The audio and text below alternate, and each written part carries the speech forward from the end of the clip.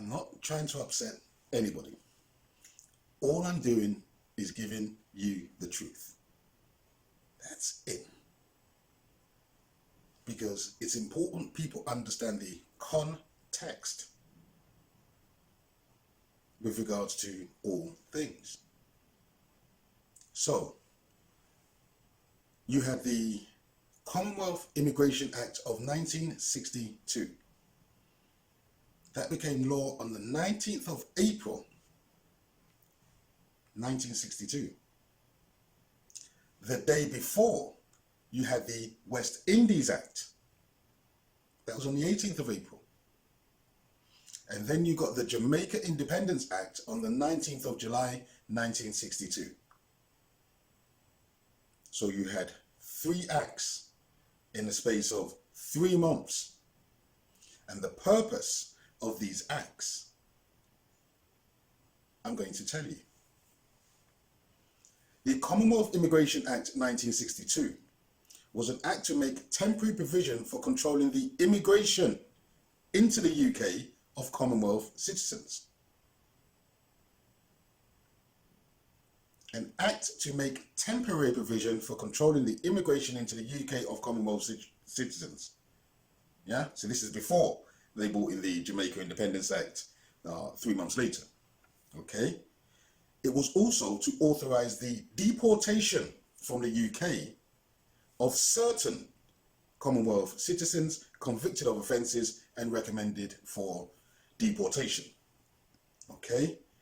It was also to amend the qualifications required of Commonwealth citizens applying for citizenship under the British Nationality Act 1948. Now, the British Nationality Act of 1948, that was brought in under a Labour government, okay? Now, you know about Windrush, you know about Empire Windrush, and how it landed at Tilbury Docks in 1948. We've all seen the footage, yeah? Where they focus exclusively upon the black men who are disembarking from the Empire Windrush, okay? What many people don't know is that there were over 1,000 passengers upon that ship. Around 500 of those passengers had come from the West Indies, but they exclusively focused upon the men, the black men who were disembarking from the Windrush, okay? Now, I've had a look at the landing cards. There was an exhibition of the landing cards. Now, these have now been destroyed, yeah? The government destroyed all the landing cards so that people then had to prove they had a right to remain in the UK. And they destroyed the landing cards in 2010, purposefully, deliberately. Because they could have quite easily have put it onto microfiche. They could quite easily have just put it in the National Archives. Then no one from the West Indies would then have to prove that they'd been in this country from before these acts came in. Okay, so it was a deliberate policy, yeah, to shift the burden onto the West Indian immigrants to prove their right to remain. But when you look at the landing cards, okay, of the black men, there were some women on the ship also, yeah, but you will see that there were solicitors, there were barristers, there were retired judges, there were company directors, mechanics, engineers, marine engineers, carpenters, electricians, plumbers, tailors, dressmakers, nurses. So it was qualified people who were coming from the West Indies into the UK. Yes, there were students. Yes, there were domestics. Yes, there were people who had no profession. But that aspect of the story is the story that you're told. You're not told about the judges, the barristers, the company directors, the engineers that were coming to the UK, because that's not the narrative that they want people to know. Okay? So, going back to the Commonwealth Immigration Act, that was a policy to restrict the number of West Indians coming into the country before they passed the Jamaica Independence Act in July of that year, okay? And the Commonwealth Immigration Act was passed in response to a perceived influx of West Indians. And so the Conservative government tightened the regulations, permitting only those with government-issued employment vouchers, which themselves were limited in number, to settle in the UK. The Act specified that all Commonwealth citizens without a connection to the UK were subject to immigration control. The leader of the Labour Party called the Act a cruel and brutal anti-colour legislation, because the legislation was designed to restrict the numbers of black people, people from the West Indian colonies coming into the UK. Now, after the end of the Second World War, the Labour government passed the British Nationality Act, okay? And that allowed British subjects in the Empire the right to live and work in the UK without needing a visa. Now, the purpose of that act was to help to fill gaps in the labour market for skilled and unskilled jobs, including in the public services. You know, the Labour created the National Health Service in 1947. So Labour passed this legislation, the British Nationality Act, to say that people living in the Empire or people living in the Commonwealth were entitled to come and live and work in the United Kingdom, because there was a skills shortage, there was a labour shortage, okay? So there was immigration, but it was nothing like the numbers that the media want you to believe, okay? But the media has portrayed it as mass immigration. That's how they portrayed it in the 40s into the 50s, okay? But we need context with everything, okay? Because West Indians fought for the empire in both the First World War and the Second World War, okay? During the Second World War, you had many West Indian servicemen fighting for the empire against the enemy. Now, when those servicemen were in Britain from the 30s into the 40s, there was some racism, but not much, not much. There was a curiosity. There was a, you know, they were curious about, you know, these people that look different. But there wasn't that hostility, there wasn't that hate, okay? So, at the conclusion of the war, when the West Indian servicemen were demobbed, they were sent back to the Caribbean on the Empire Windrush, okay? And some came back on the first journey back. Otherwise, it would have been an empty ship. So, there wasn't the racism during the Second World War from the British people.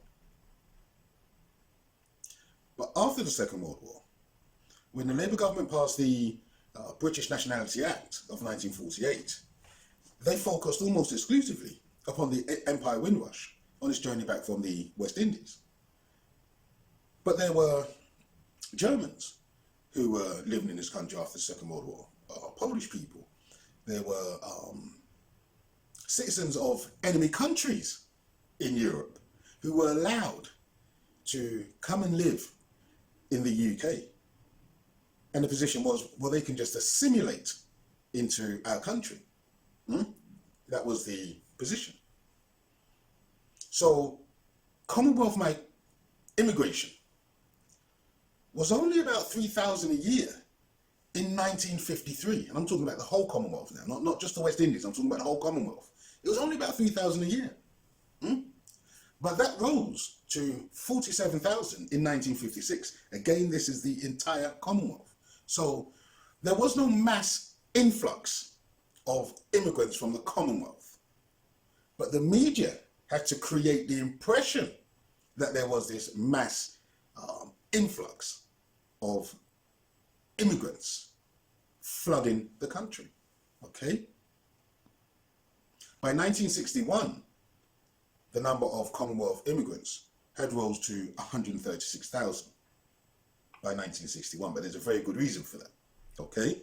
Now, the Conservative government took the view that there were too many foreigners coming into the UK. And so they established a cabinet in June of 1950.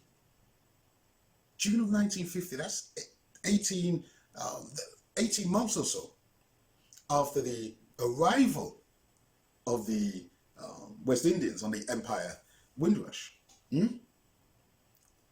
They set up a committee in June 1950 to find ways which might be adopted to check the immigration into this country of coloured people from British colonial territories. They set up a cabinet committee to find ways to check the immigration into this country of coloured people from British colonial territories. Now, that committee recommended not to introduce restrictions at that time. But they did eventually put restrictions due to the Commonwealth Immigration Act of 1962.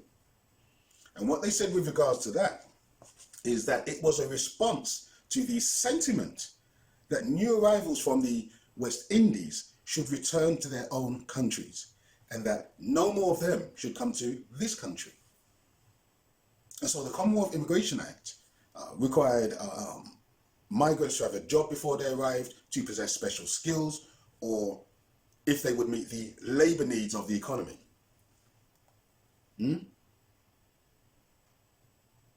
So they're quite happy for the West Indians to fight in World War I. They're quite happy for the West Indians to fight in World War II. They're quite happy for West Indians to work for free, to expend their labour for free, to make money for them. But they're not happy when West Indians leave the colonies and come to the United Kingdom. So, in the period immediately before and after the Commonwealth Immigration Act 1962, the entry of dependents into Britain increased threefold as families attempted to beat the Act, amid widespread fears that Britain planned to close its doors to all non-white Commonwealth citizens, including families of those already living in Britain. So total non-white immigration grew from 21,550 migrants in 1959 to 58,300 in 1960. It more than doubled. And it doubled again in 1961 to 125,400. These were non-white immigrants who came into the United Kingdom. And the reason why they came to the United Kingdom in such large numbers is because they knew the government was planning on restricting the migration of West Indians into the UK. And so there was this rush. There was this rush to beat the Act so that they could come and live in the UK. But if the government hadn't passed the Act, it's unlikely that the numbers would have increased to the levels that it did in 1959 through to 1962. You see, consideration of legislation to place controls on Commonwealth citizens had been under discussion for many years by the Conservative government because they were running the country between the years 1951 and 1963. So it had been under discussion for many years, since the early 1950s. The Home Secretary produced a report which addressed what it saw as the key issue of immigration from coloured territories. You know the language, coloured? Yeah, that's what they used to refer to black people as, coloured, yeah? So the report discussed the possibility that the British public might react badly to a law that was seen to be overtly racist. I'm going to repeat that again. It discussed the possibility that the British public might react badly to a law that was seen to be overtly racist. You see, it wasn't the British people who was up in arms. It was the Conservative government that was up in arms about the numbers of non-white people coming into the UK. And this is why I said earlier, the British public never really had a problem. The government had a problem. The government's problem was manifested through the media to create this hostility, to create this notion in people's minds that the country is being invaded by West Indians. That's where the notion came from. It didn't come from the British public. The government was well aware of that, which is why they discussed the possibility that the British public might react badly to a law that was seen to be overtly racist. And so they knew. They knew. Because there wasn't the levels of racism then in the UK. It wasn't there. Okay? And so the government attempted to address this by putting legislation in place that met the government's aims without appearing to be racially motivated. Without appearing to be racially motivated. But it was in fact racially motivated. It noted, there is no doubt that even though a bill would in form be non-discriminatory, it would nevertheless be clear against whom the bill was really directed. Even though the bill would appear to be non-discriminatory, it would be clear against whom the bill was really directed. And so the committee agreed that for the purposes of presentation, it would be best for them to emphasize the potential housing shortages that further immigration might bring. This was their decision back in the 1950s. The excuse that immigrants coming into the country is going to cause housing shortages. I've heard that same thing throughout my lifetime when it comes to immigrants. You've heard the same thing too. So that's the go-to excuse. That's the stock excuse whenever they talk about immigration. But when they talk about immigration, they're only talking about non-white immigration. They have no issue with people coming from the other colonies, Canada or Australia or New Zealand. They have no problem with that immigration into the UK. The problem is with non-white immigration. Okay, so the British government between 1951 and 1963 was a Conservative government, yeah? And they're the ones that brought in the Commonwealth Imiigration Act to restrict non-white immigrants coming into the United Kingdom. They then had the West Indies Act, saying, oh, well, we'll give them their own government. They can set up their own government. That came in the 18th of April, 1962. And then you had the Jamaica Independence Acts, 19th of July, 1962. Okay?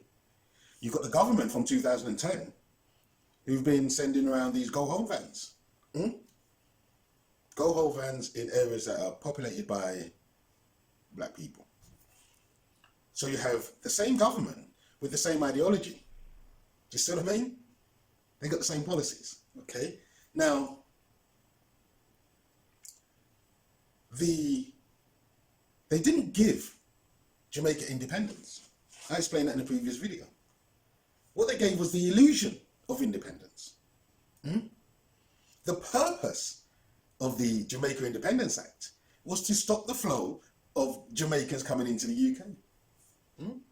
Why not do independence acts for all of the West Indian colonies at around the same time? Because the purpose was clear.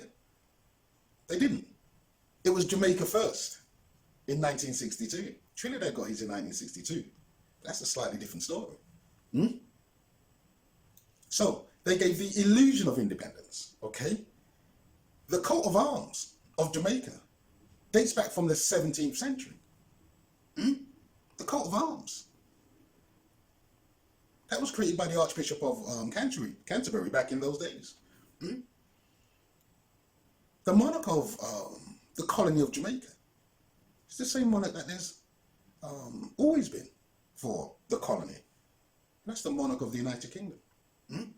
So the purpose of the Acts of 1962 was to stop non-white immigration into the UK.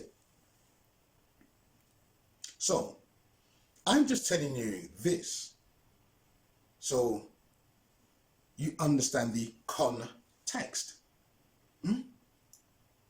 I'm just correcting the context so that people understand. All I'm doing is giving you the truth. That's it. Nothing more, nothing less. But you have to understand what it is you need to understand. And then you're no longer under any illusion. Then you can't be fooled. So, thank you for watching. Please share, please subscribe. More videos coming soon.